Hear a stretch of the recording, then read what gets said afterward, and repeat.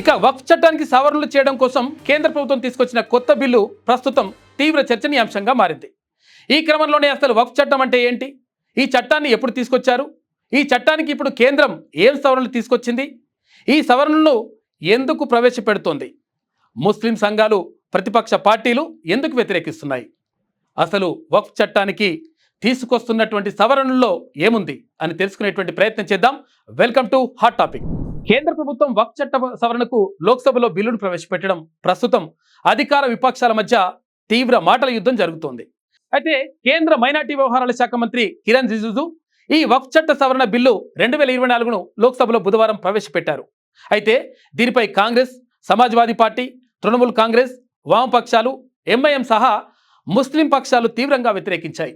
అయితే ఈ క్రమంలోనే ఈ బిల్లును జాయింట్ పార్లమెంటరీ కమిటీ అంటే జేపీసీకి పంపించాలని విపక్షాలు పట్టుబట్టాయి. దీంతో అందుకు అంగీకరించినటువంటి కేంద్రం ఈ వక్ఫ్ చట్ట సవరణ బిల్లును జేపీసీకి పంపిస్తూ కీలక నిర్ణయం తీసుకుంది. ఈ నేపథ్యంలోనే అసలు ఈ బిల్లులో ఏముంది, అసలు వక్ఫ్ చట్టంలో ఏముంది అనేది తీవ్ర ఆసక్తిగా మారింది. స్వాతంత్ర్యం వచ్చిన తర్వాత మొదటిసారిగా 1954లో ఈ వక్ఫ్ చట్టాన్ని అప్పటి ప్రభుత్వం తీసుకువచ్చింది. అయితే ఆ తర్వాత పలుమార్లు ప్రభుత్వం ఆ వక్ఫ్ చట్టాన్ని సవరించింది. ఇందులో భాగంగానే 1995లో ఈ వక్ఫ్ చట్టాన్ని తొలిసారి సవరించిన సర్కార్ మరిన్ని అధికారాలను కట్టబెట్టింది. ఆ తర్వాత 2013లో కాంగ్రెస్ నేతృత్వంలోని యూపీఏ 2 ప్రభుత్వం మరోసారి సవరణలు చేసింది. ఈ వక్ఫ్ చట్టంలో పేర్కొన్న నిబంధనల ప్రకారం వక్ఫ్ బోర్డులకు విశేష అధికారాలు కల్పించారు. ఈ బోర్డు నిర్ణయాలను ఏ కోర్టులోనూ సవాలు చేయలేని విధంగా, ఎవరి ఆస్తులనైనా స్వాధీనం చేసుకునే విధంగా ప్రత్యేక అధికారాలు కల్పించారు. ప్రస్తుతం దేశంలో 30 వరకు వక్ఫ్ బోర్డులు ఉన్నాయి. అయితే తమిళనాడులోని వక్ఫ్ బోర్డు తాజాగా ఒక గ్రామం మొత్తాన్ని తమదేనంటూ ప్రకటించడంతో ఇది తీవ్ర వివాదానికి దారితీసింది. ఇండియన్ ఆర్మీ, ఇండియన్ రైల్వేల తర్వాత మన దేశంలో అతి ఎక్కువగా ఉన్నటువంటి భూములు వక్ఫ్ బోర్డుకే ఉన్నాయని కేంద్రం చెప్పింది.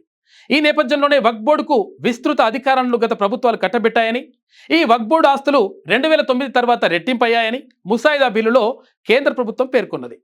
అయితే దేశంలో ఇతర మతాలకు చెందినటువంటి మఠాలకు, అఖారా, ట్రస్టులు, సొసైటీలకు లేనటువంటి అపరిమిత అధికారాలను, స్వతంత్ర హోదాను వక్ఫ్ బోర్డుకు కట్టబెట్టాలని కేంద్రం ప్రతిపాదిత బిల్లులో వివరించింది. ఈ వక్ఫ్ బోర్డు సవరణ బిల్లును పార్లమెంట్ ఆమోదింపజేసి అమల్లోకి తీసుకురావాలని కేంద్ర ప్రభుత్వం భావిస్తుంది. తాజా సవరణల ద్వారా వక్ఫ్ ఆస్తులపై కేంద్ర రాష్ట్ర బోర్డులకు ఉన్న అధికారాలను కట్టడి చేయడం వల్ల వక్ఫ్ బోర్డుల నిర్వహణలో పారదర్శకత వస్తుందని నరేంద్ర మోదీ సర్కార్ భావిస్తోంది.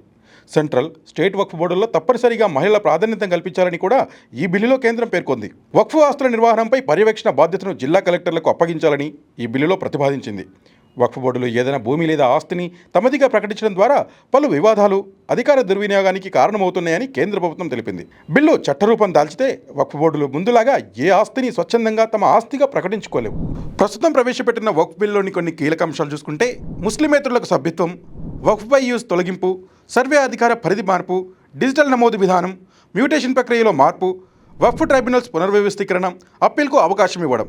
అంతేకాకుండా వక్ఫ్ చట్టం 1995 ఇక మీద unified Waqf management, empowerment, efficiency and development చట్టం కింద మారనుంది. విద్యా సంస్థలు, మార్కెట్లు మరియు గృహ నిర్మాణాల ప్రాజెక్టులను నిర్మించడం వంటి అభివృద్ధి ప్రయోజనాల కోసం వక్ఫ్ భూములను ఉపయోగించడానికి వక్ఫ్ బోర్డులను అనుమతించడం నూతన బిల్లు లక్ష్యం. రాష్ట్ర వక్ఫ్ బోర్డులో కనీసం 2 ముస్లిమేతర సభ్యులను చేర్చాలని బిల్లు ఆదేశిస్తుంది. ఇది వక్ఫ్ బోర్డుల మతపరమైన స్వయం ప్రతిపత్తిని దెబ్బతీస్తుందని, మైనారిటీ సంస్థలకు రాజ్యాంగ రక్షణను ఉల్లంఘిస్తుందని ప్రత్యర్థులు వాదిస్తున్నారు. ప్రతిపాదిత సవరణలు వివాదాస్పద వక్ఫ్ ఆస్తుల యాజమాన్యాన్ని నిర్ణయించే అధికారాన్ని జిల్లా కలెక్టర్లకు ఇస్తాయి.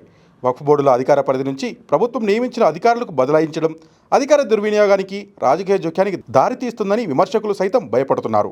వక్ఫ్ బోర్డులు తమ ఆస్తులకు సంబంధించిన ఆస్తులను పూర్తి డాక్యుమెంటేషన్ తప్పనిసరి చేయాలని, కానీ వారసత్వంగా ఉన్న ముస్లింల ఆస్తులకి పాత రికార్డులు ఎక్కడ ఉంటాయనే ప్రశ్న తలెత్తుతోంది. దీంతో అధికారులు కావాలంటే ఏదైనా వక్ఫ్ ఆస్తిని ప్రభుత్వ భూమిగా మార్చేయగలరని ముస్లింలు భయపడుతున్నారు. నూతన చట్టం వల్ల వక్ఫ్ భూముల సర్వే అధికారాలు కలెక్టర్లకు మారిపోవడంతో భూమి ఆక్రమణలకు అవకాశాలు ఎక్కువగా ఉంటాయని ముస్లిం నేతలు ఆరోపిస్తున్నారు. బినామీల ద్వారా వక్ఫ్ భూములను కొట్టేసేందుకు ఇది అవకాశం కల్పిస్తుందనే అనుమానాలను వ్యక్తం చేస్తున్నారు.